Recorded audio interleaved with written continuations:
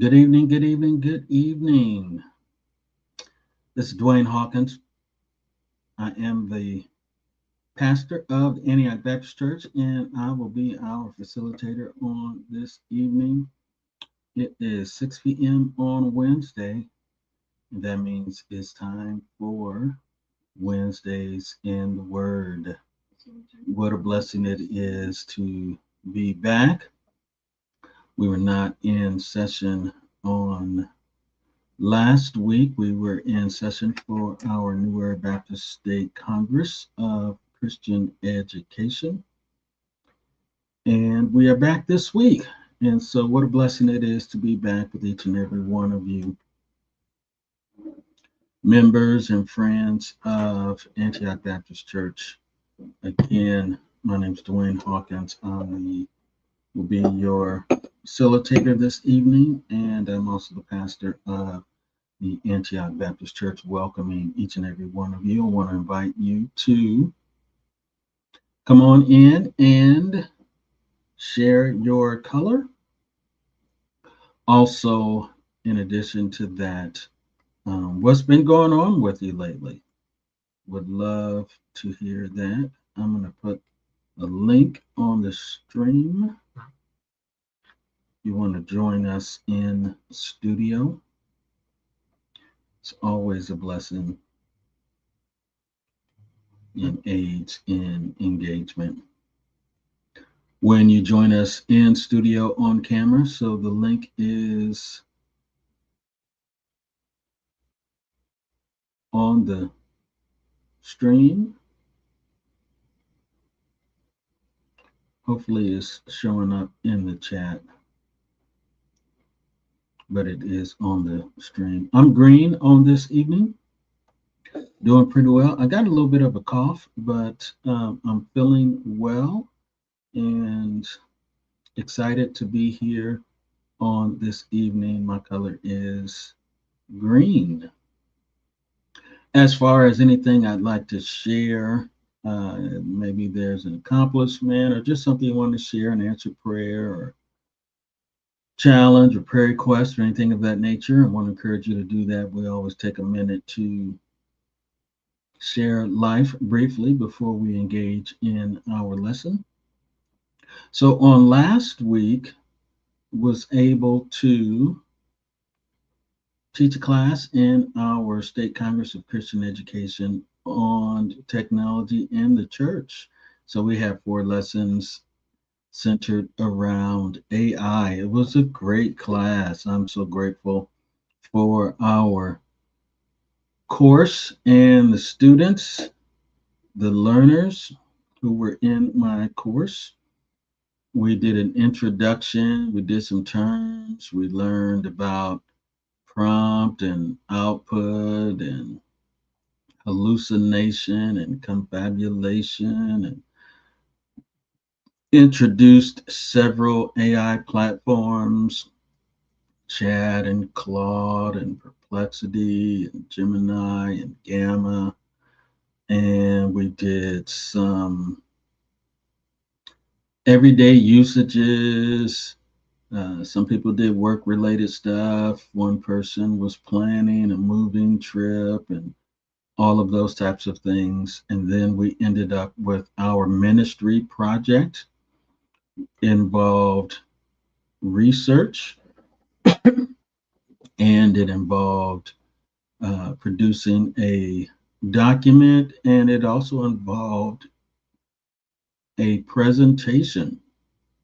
And then those who were able to complete their presentation were able to share their presentation on their ministry project, was either introducing a new ministry to your local church or enhancing a pre-existing ministry at your local church. And so we learned how to research, we learned how to take that raw data and turn it into a finished document. And then we also learned how to take that and turn it into a professional slide presentation as well.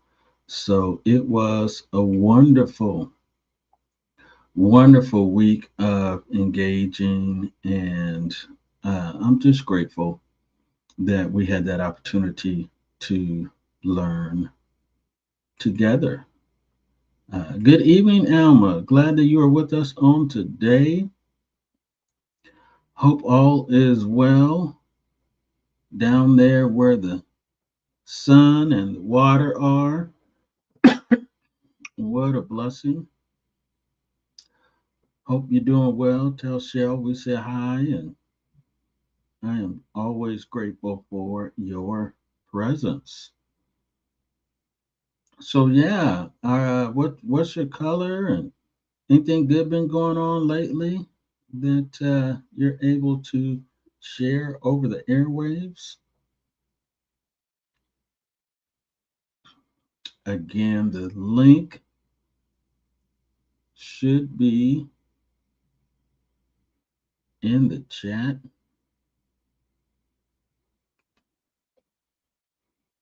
Facebook is stuck in a loop. I'll try YouTube. I'm green and focused. Awesome. Awesome. Let me check our YouTube and make sure it should be up and running.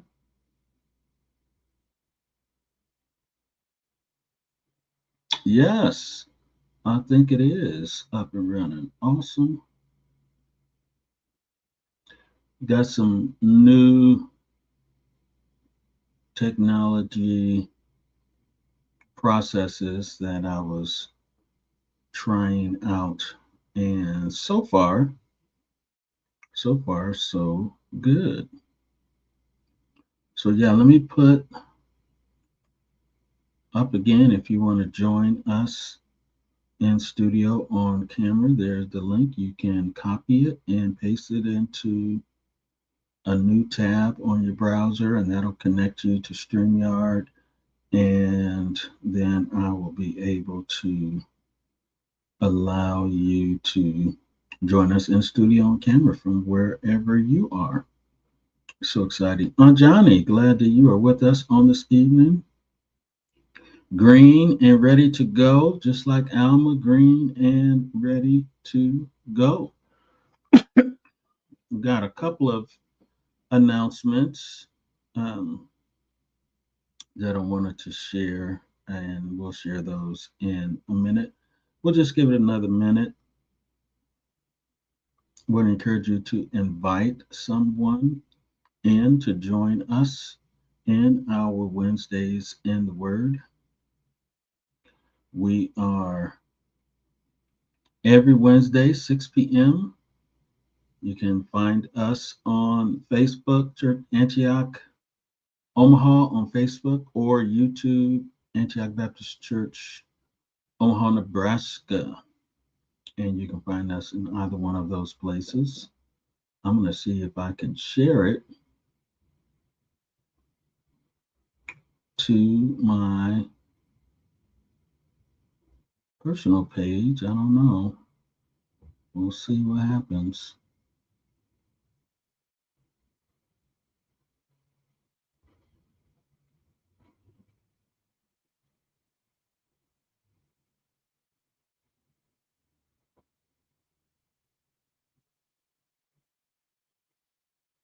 Come on in and let us know you're here. Share your color.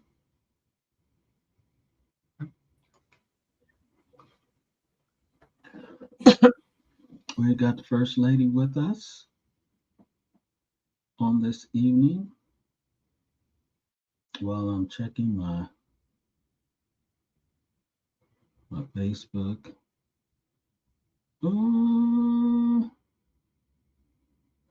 So, babe, I shared it to my personal page, but it still got that, I don't know, that white circle with the arrow. So it's not like live, like you gotta press it. Well, maybe now it's working. I'm not sure. But say hi to the people.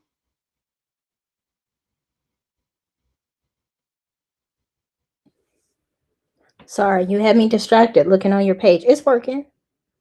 Looks like it's working. The full live is up. Hi, people. Hi to the people.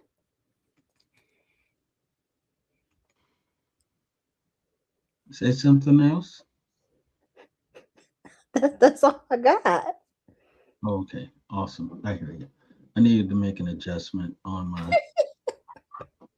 my tablet. I didn't hear you in my speakers. I heard you through the tablet. Gotcha. So what's your color on this evening, and anything else you want to share with us? Um, my color is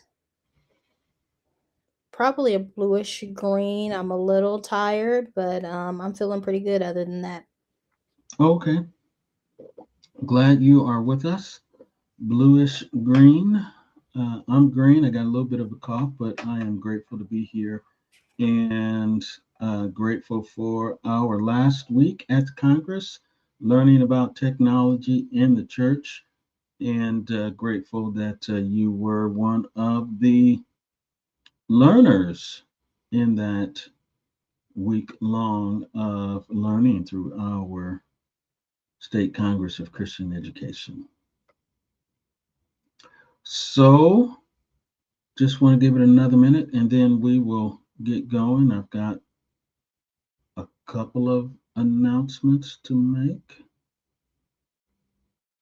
And the first announcement is this coming Sunday, immediately after morning worship at Antioch, I will be at the Prince of Peace Baptist Church. I want to say 7808 Raven Oaks Drive. I believe that is the address. Right across the street from the cemetery. I'm trying to think of the name of the cemetery, but y'all know what I'm talking about.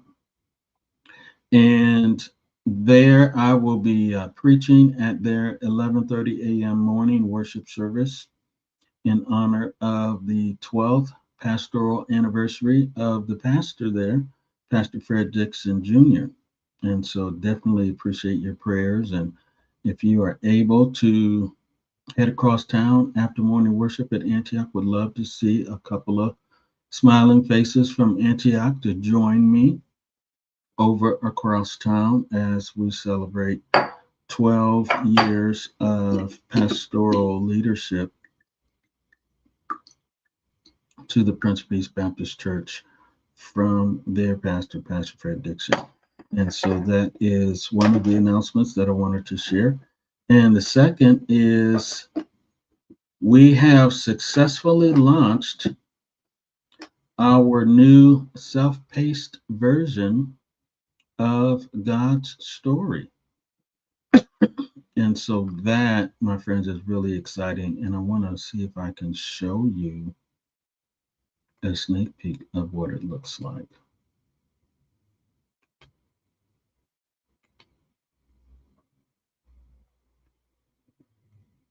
So it should be popping up on your screen in a few seconds if the technology does what it's supposed to do. Let's see if it does what it's supposed to do.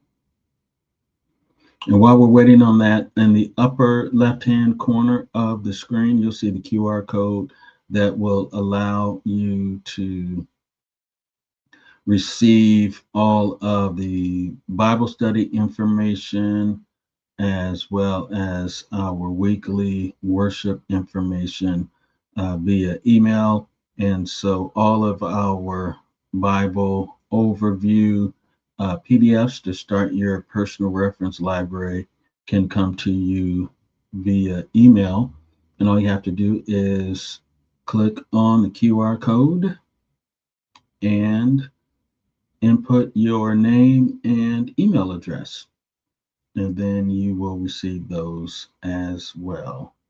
And I'm trying to see if you can see the Bible app. I still see what's your color. Hmm, okay.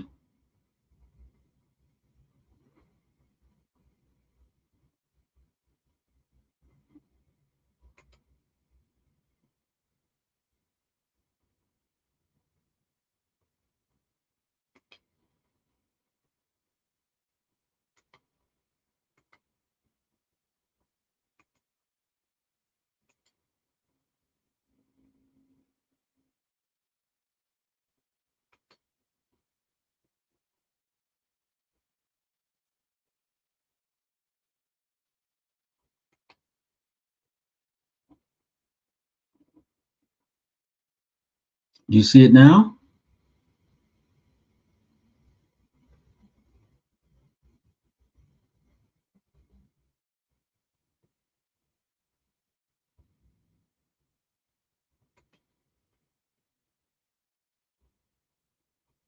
Yes, no, do you see it now?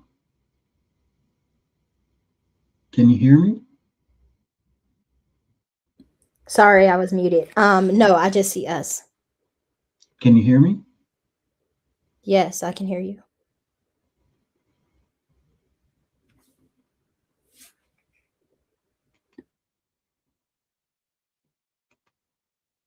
Okay, and we'll try this one more time.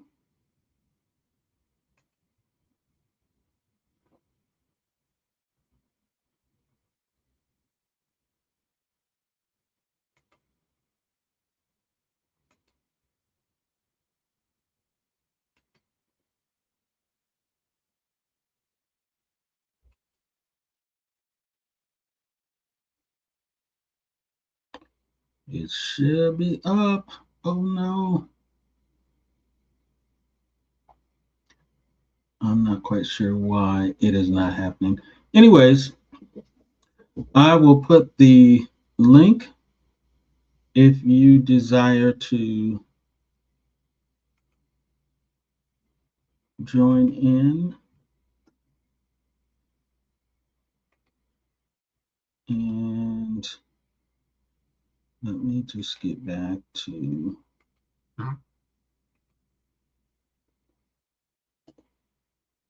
where we are. So I just put the link, and you can click on that, and that'll take you to the landing page, give you the explanations, and then all you have to do is put in your name and your email, and that'll start the process. I will send you a link so that you can log in, and it is self-paced, taking the same approach that we're doing in Bible study, but reaching out to unchurched people primarily who desire to study scripture at your own self-paced learning, and I will just serve as your guide in the process. So check it out, spread the word, and we are continuing to try to make disciples in new and creative ways. And so now we'll take a brief look at the sermon on Sunday, From Enmity to Victory. Genesis chapter 3, verse 15, and I'll put enmity between you and woman, between her seed and yours. He shall bruise you on the head, and you shall bruise him on the heel. It was the start of our summer sermon series, What I Love About Jesus. And interestingly, in this one, we didn't see Jesus by name, but this was the first place in Scripture where we see a reference to Jesus from the standpoint that he is coming and the reason that he's coming. And so the sermon talked about the reality of enmity, that God placed enmity between the serpent and the woman and their offsprings, and how this struggle of good and evil, truth and deception. One of the interesting things that it was actually proof that you belong to God, not that you've done something wrong. Prior to that, there was no struggle. And now there is a struggle because God is pulling you closer to him. And that's that separation from the flesh to being led of the spirit. And so we see that way back in Genesis chapter 3. And then the certainty of enmity, because victory was promised, not yet, but it is a certain thing. And then there was this great point in the sermon where we came to realize that it was Jesus all along. He just wasn't in focus. He was at a distance in Genesis. And the more we read through the Old Testament, the clearer it gets, and we understand that ultimately, when we get to the New Testament, we can look back on the Old Testament and we can say, oh, it was Jesus all along. And so that just kind of launched the sermon series. And the thing that I love about Jesus from the first sermon is that from the Old Testament to the New Testament, from my past, my present, and my future, it is clear that Jesus always was, he always is, and he always will be the solution for sin. And that's what I love about Jesus. It's always going to be about him in the final analysis. And so, our encouragement, the challenge is simply, who are you turning to? Turn to Jesus in repentance, turn to Jesus in faith. And the last thing I said was turn to Jesus today. And so that's just a brief recap. Any thoughts or questions or reflections on the sermon from this past Sunday and the start of our new summer sermon series?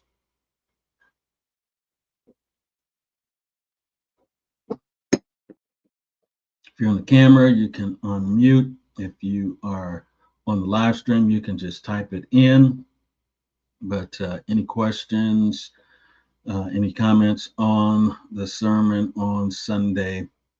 If it made sense, give me a response. Click up a like or heart or something. Help me know that you all are with me on this evening. Awesome. Okay, so those were our announcements, and that was our summer review. I think we're ready for the lesson. Are you ready?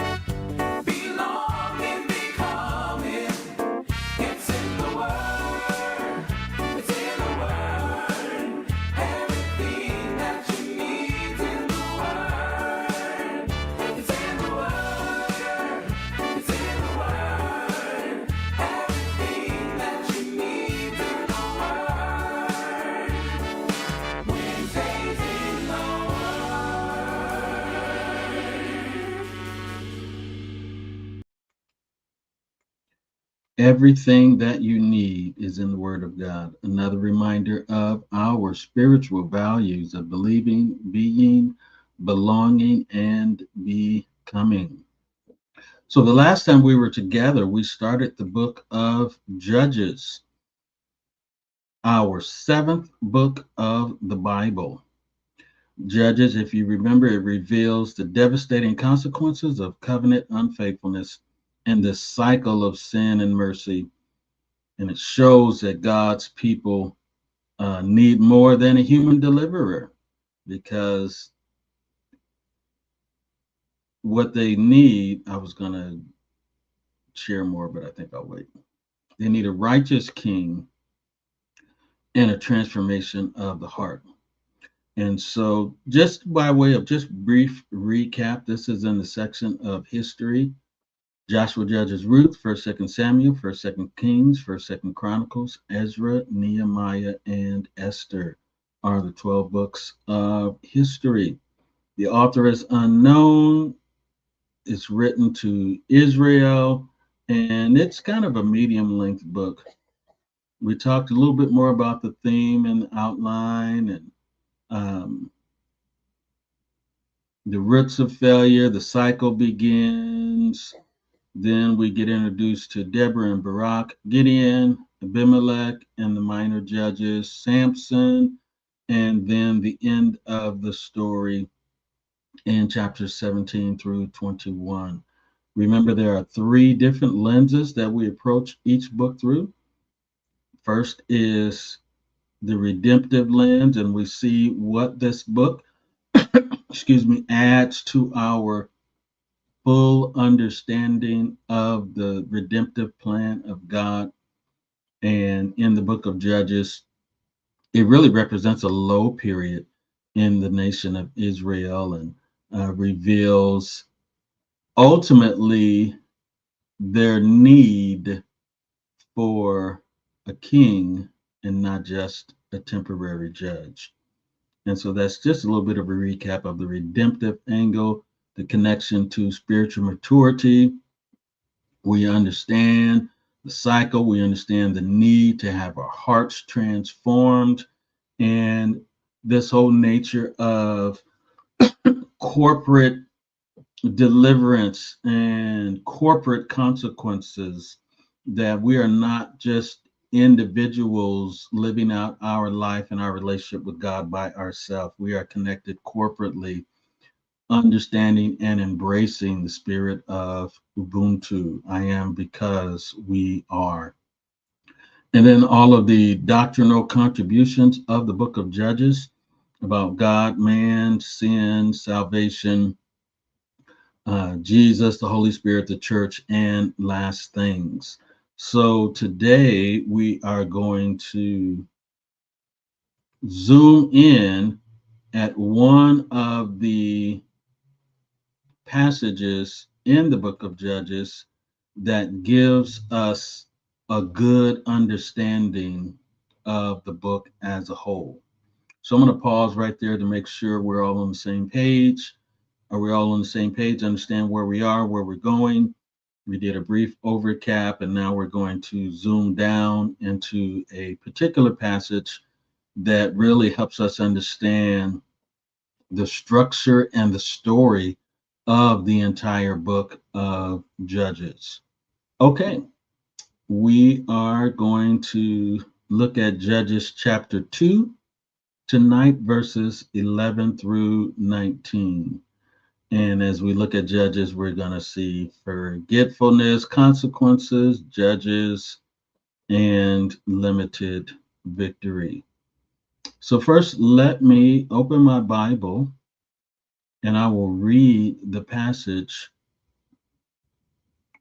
for your hearing. Judges chapter 2, beginning at verse number 11. And the people of Israel did what was evil in the sight of the Lord and served the Baals. And they abandoned the Lord, the God of their fathers, who had brought them out of the land of Egypt. They went after other gods from among the gods of the peoples who were around them, and bowed down to them. And they provoked the Lord to anger. They abandoned the Lord and served the Baals. Baals are idol gods, and the Ashtoreth as well. So the anger of the Lord was kindled against Israel, and he gave them over to plunderers who plundered them. And he sold them into the hand of their surrounding enemies, so that they could no longer withstand their enemies. Whenever they marched out, the hand of the Lord was against them for harm, as the Lord had warned, and as the Lord had sworn to them. And they were in terrible distress. Then the Lord raised up judges who saved them out of the hand of those who plundered them.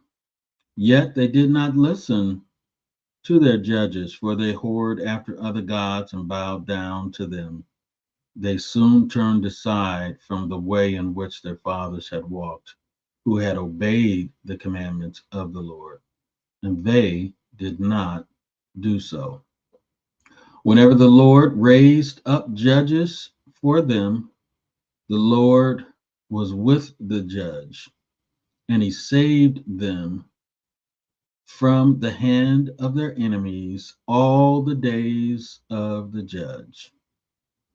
For the Lord was moved to pity by their groaning, because of those who afflicted and oppressed them.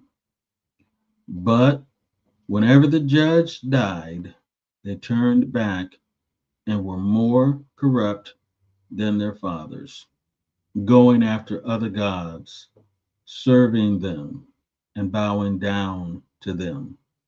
They did not drop any of their practices or stubborn ways. That's Judges chapter 2, verses 11 through 19. And I'm going to just read a bonus for you tonight. And what I want to read is the last chapter and the last verse of the entire book of Judges. Here's what the last verse of the book of Judges says. In those days, there was no king in Israel. Everyone did what was right in his own eyes. No king, everyone did what was right in their own eyes. And so that last verse really kind of puts a pin on it. But chapter 2 really helps us understand what's happening throughout the book of Judges. And then that last verse tells us why everything was happening the way it happened in the book of Judges.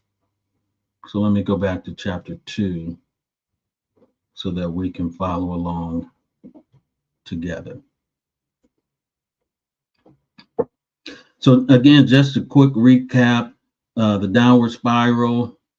In part 1, we walked through the whole book, a downward spiral of 7 cycles from Othniel's faithful deliverance to Samson's tragic destruction, ending in chaos and epilogue. Judges shows what happens when the redeemed people live like they would never redeem.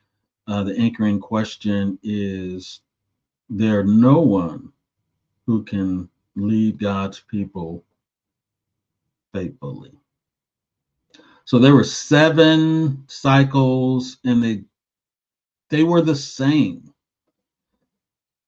And again, here's that last verse. Everyone did what was right in their own eyes. So here's the backbone of the book.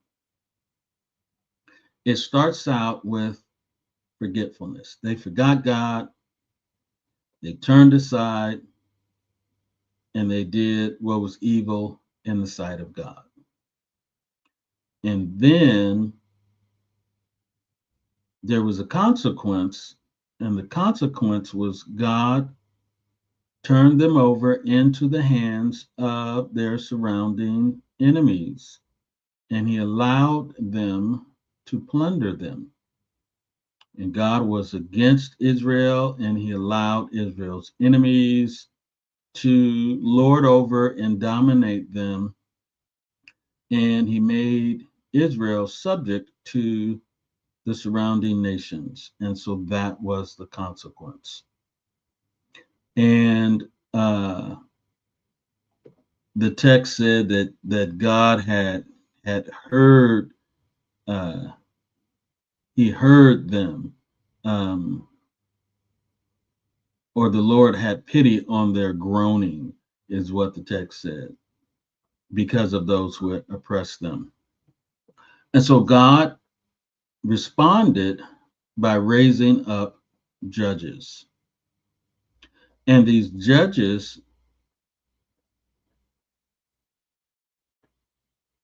led Israel to victory over their enemies because the Bible said the Lord was with the judge. And so now, instead of their enemies being allowed to plunder them, now God is with the judge on behalf of the people, and they have victory. And then there's this limited victory, and the cycle kind of repeats itself.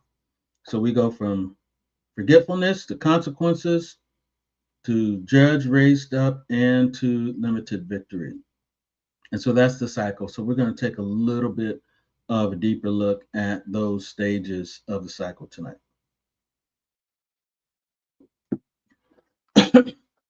Okay, excuse me. So this forgetfulness,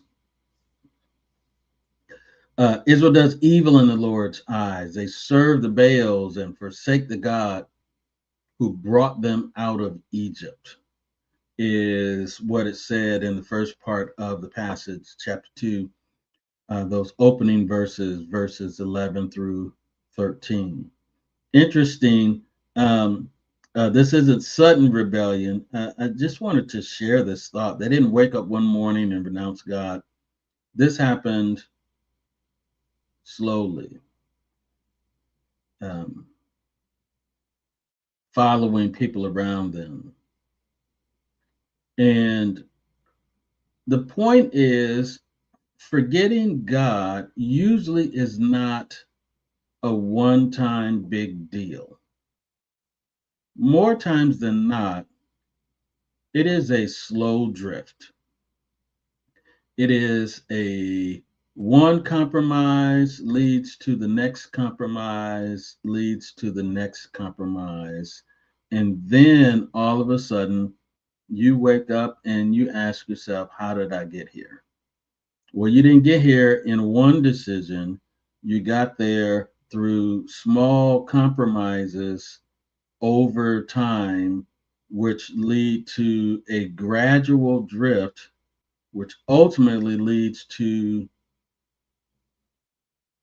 forsaking God. And that's the point that I want to make here. That when we think we'll do this one little thing and it's not that big of a thing, then it turns into the next little thing. And then before you know it, all the little things turn into a big thing. And you have turned away from the Lord. And that's usually how forgetfulness takes place. Thoughts about that first step in the cycle?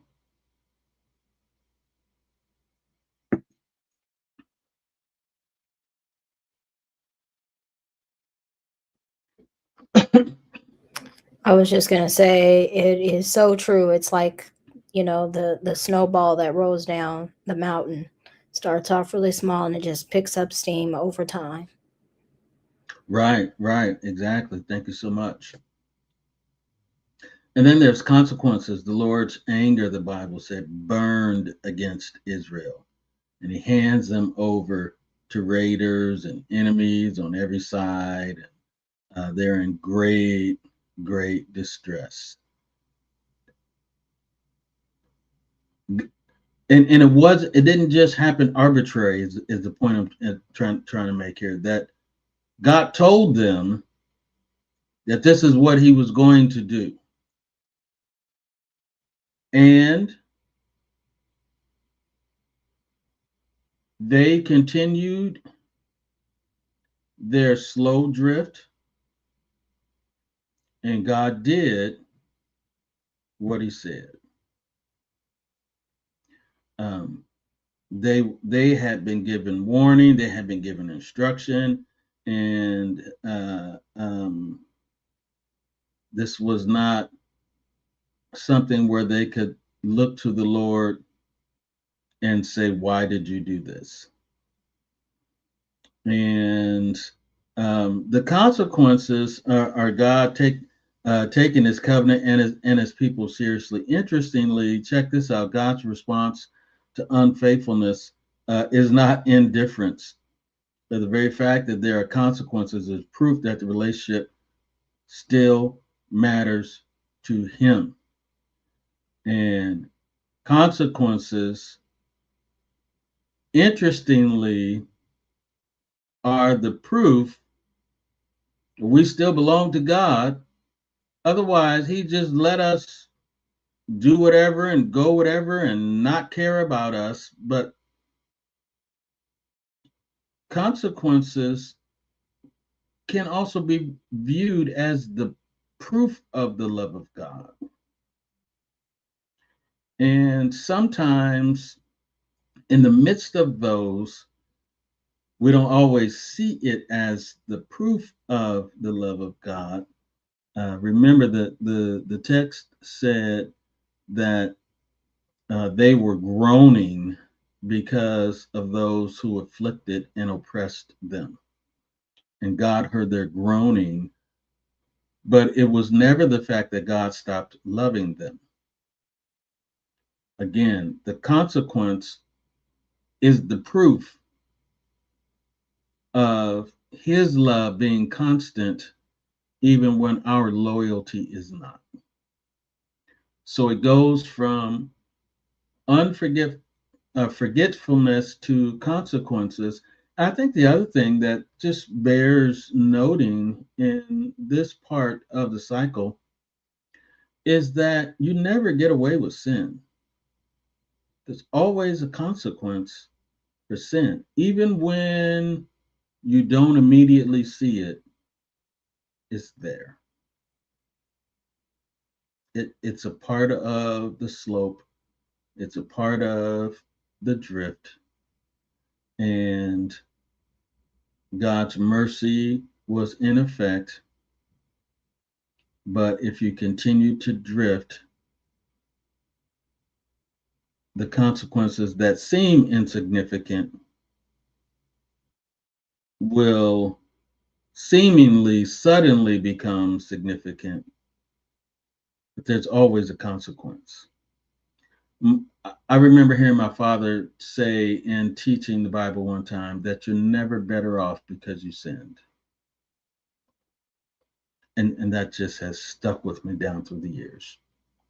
So forgetfulness to consequences to judges being raised up. The text said the Lord raises up judges who save Israel from their oppressors. The Lord is moved to pity by their groaning. Um, the rescue was not because they repented, it was because of God's pity, because of their groaning. God responded to their suffering, not their changed hearts. Isn't God good? If God waited for our hearts to truly change before he relieved us of suffering, our suffering could become too much for us to bear. And they hadn't changed, but God still rescued them. Have you ever been rescued by God and you didn't learn your lesson? And you didn't change. It was the fact that God was merciful, not that you changed your mind about what you were doing. The painful detail in verse 17, Israel wouldn't even listen to these judges and kept chasing other gods while being delivered. Rescue and rebellion happening at the same time. Wow. So sometimes God steps in because he's merciful, not because we changed or we learned our lesson. I don't know about you, but there have been times where I have found myself frustrated because the other person, with all that they've gone through, seemed to never learn their lesson.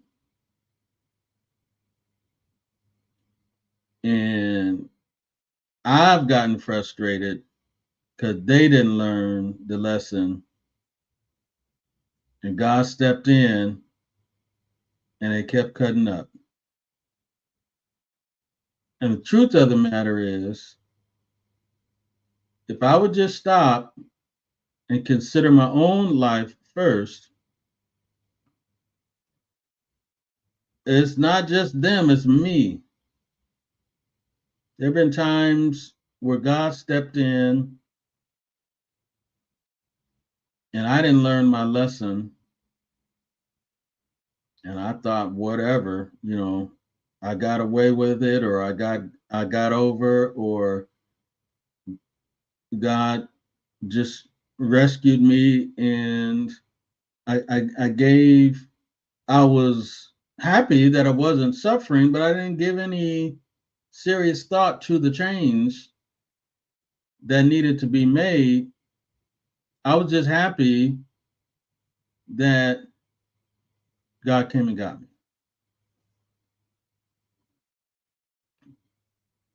And I'm grateful that God comes and gets us.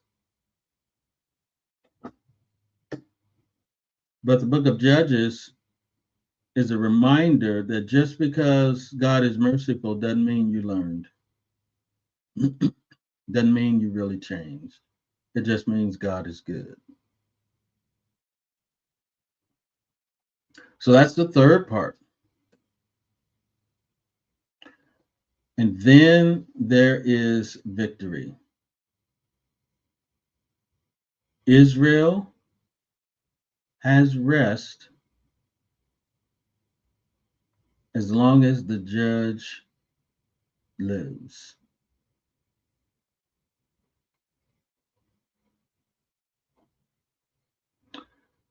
Whenever the Lord raised up judges for them, the Lord was with the judge, and he saved them from the hand of all, and he saved them from the hand of their enemies all the days of the judge. And so this was real deliverance, and it was real peace. When God delivers, he delivered. And so it wasn't made up, it wasn't phony, it was real. And what God did worked, and he used a judge to do it. But then there's this built-in expiration. The peace was tied to the judge. And I can imagine being alive in the days of the judges and just really looking up to these judges who brought deliverance. Whatever the judge says, I'm down because he saved us.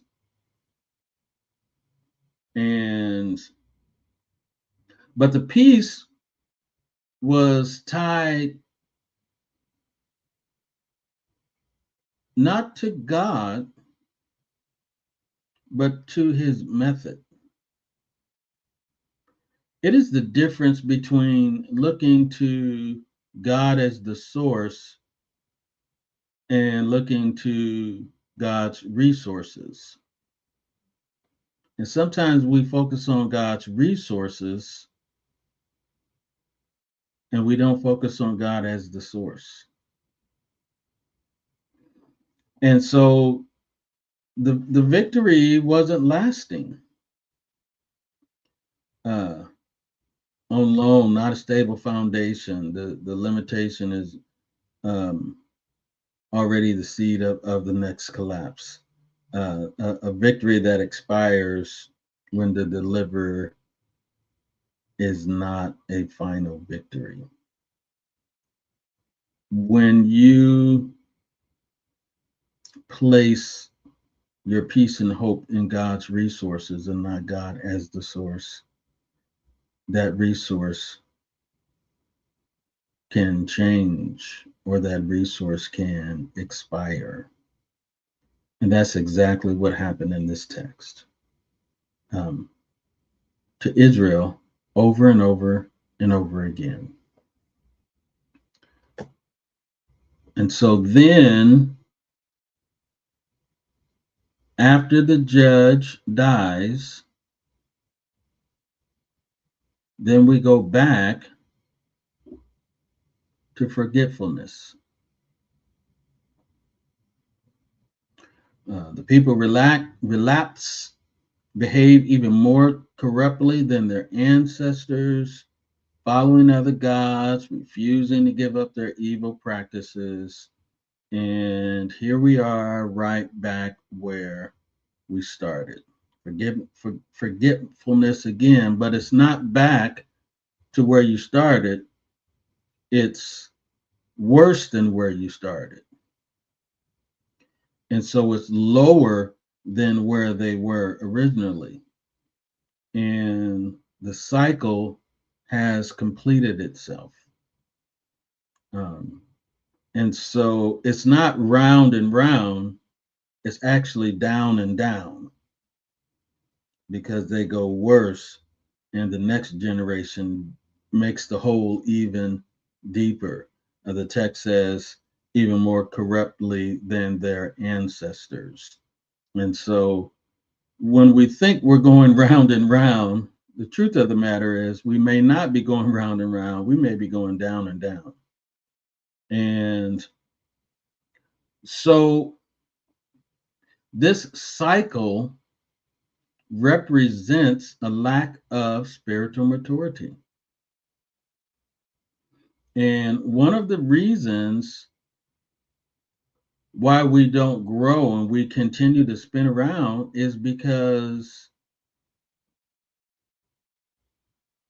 there's something absent from us that allows us to continue to spin and spiral. So again, you see the diagram, the small things turns into the drift, turns into the crises, and then God shows up because he hears our groaning. Then there's temporary relief for a little while, and then we forget God again. And it's external because the inside, the heart never changed. And so the key to spiritual maturity and getting off the cycle that goes round and down, the key to it is genuine heart change, not just crying for help. It's genuine change in the heart. I've in working as a chaplain and working with people who are fighting to overcome addictions and fighting for sobriety, this cycle um, is real, and I've discovered that we can even say that our heart is changed and believe that our heart is changed, and we never know until it's been put to the test the next time.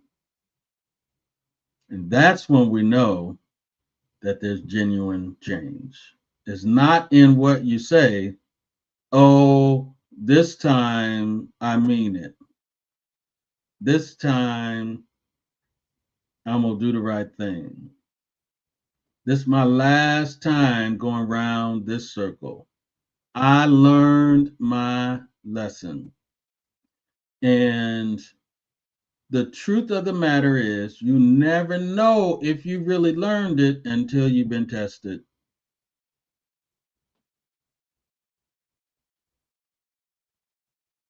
So the key is the heart, and the proof is the test. So again, just as we are kind of making our way to wrap up these doctrinal contributions to sin of God, what this reveals about sin. Sin is progressive. It's a pattern. It adds up. It's the rescues are not permanent. It's communal. Sin is not just about you. It's about us. Um, Rescuing from circumstances doesn't equal a change of heart. That there are some things right now in our Christian community that we're suffering from because it was us, not just me or not just you. It was it was us. And what we learn about God is holy. He takes our unforgetfulness seriously. And the consequences are real and painful. And they're rooted in the covenant relationship that we have with God. He will go to great lengths to bring us back, even if it means temporary pain. Hmm. And he is a relentless rescuer. He raised up judges time and time again because he's committed, even when we're not. God keeps responding to my crises. Um, Even when I don't learn the lessons, because that's who he is, not that's who I am. And so the rescue speaks about God more than it speaks about us. Lest we get it twisted. Um, so a couple final thoughts.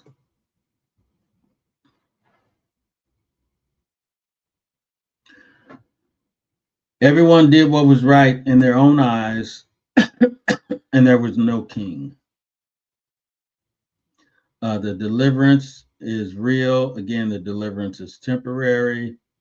It only lasted while the judge was alive.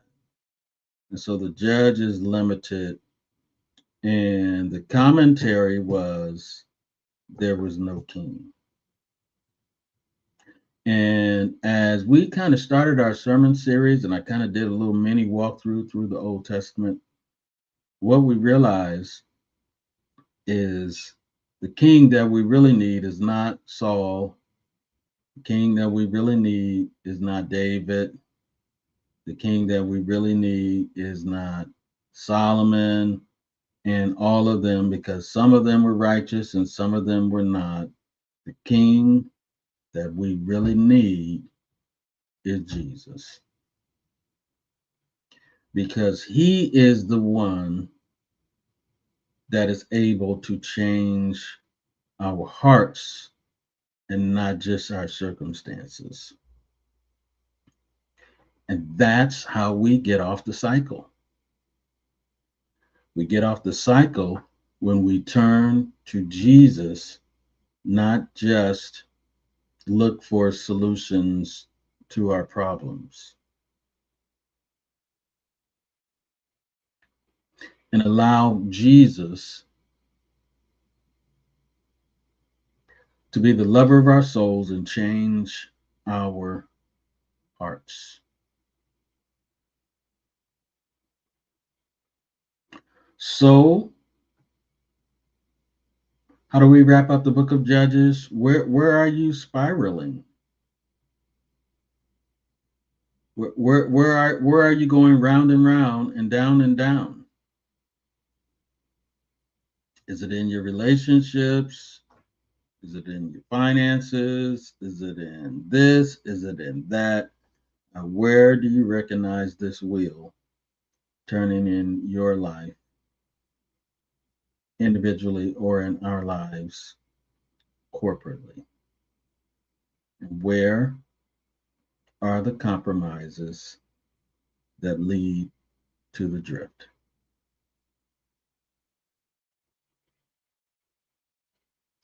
What a challenging question. And then um, once you recognize it, then how do you respond to it? What would it look like to let God do more than change the circumstance or bring a temporary solution? What would it look like to let Him change your heart so that you don't repeat the cycle? So at the first test of drift, you remain loyal, not because of circumstances, but because of your relationship with God through Jesus Christ. And that's how we get off the cycle. That's how we learn the lesson of Judges. Um, Thoughts, questions on the book of Judges?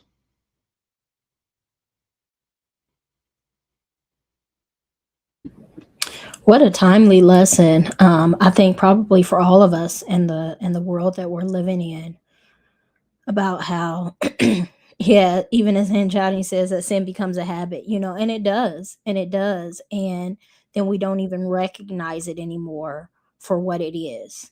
And we make these excuses. We start off with, it was just a little white lie, Mm-hmm. no big deal. And that becomes easier and easier to do. And then it gets out of hand. And you're right. We get rescued. The consequence ends up not being as huge as we think it could have been. And we have this moment where we have a sigh of relief and we thank God. And then we turn around and do the same thing again and even bigger the next time. It's just such a timely reminder. I just believe that, yeah, it's easy to judge the people in the Bible, but we really need to take a look in the mirror and see where those areas are in our own lives where we have turned away from God and we have done what is right in our own eyes. Well said. Well said. Thank you. Thank you for sharing. And that wraps up our overview of the book of Judges. What a great book. Um, and what an amazing lesson for us to allow us not just to see ourselves, but also to show us how do we stop the spinning, the round and round and the down and down. We do it by not just crying out because we're in trouble, but we need a king in our hearts to rule and reign in our hearts and not just in our circumstances. Judges are temporary, but the King of Kings is eternal. What a great reminder for us all.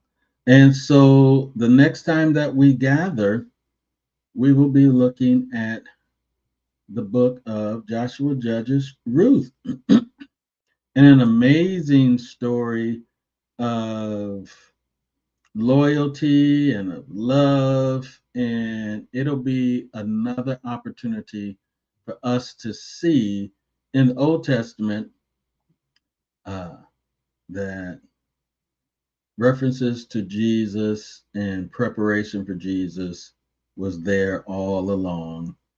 And we just didn't see it because it wasn't up close yet. And so I am so excited. The book of Ruth is going to be my new favorite book. It's going to be my new favorite book. I'm looking forward to diving in uh, to the book of Ruth. And it's a short book, so you can actually read it before we gather next week. Ruth is a very short book. So that's where we are. Those are the next steps. If you need prayer, um, you can see the links there. Ready to make a decision. TV said your favorite. Yes, my new favorite book. It'll be the Book of Ruth. I thought you knew. Staying connected there is the same as the QR code on the top left, and growing deeper through our systems of care and growth is there as well. I'm so excited. Share the word about our self paced Bible study and join us on Sunday as we continue our sermon series, What I Love About Jesus. All right, y'all. May the peace of God be unto you. And also unto you. All right, y'all. Let's go change the world.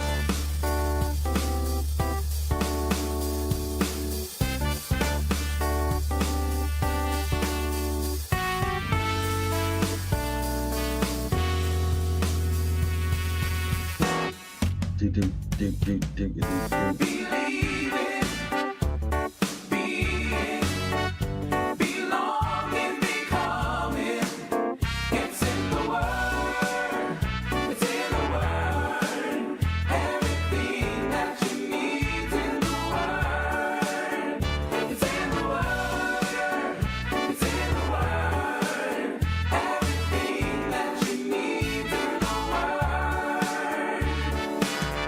We're saving the world.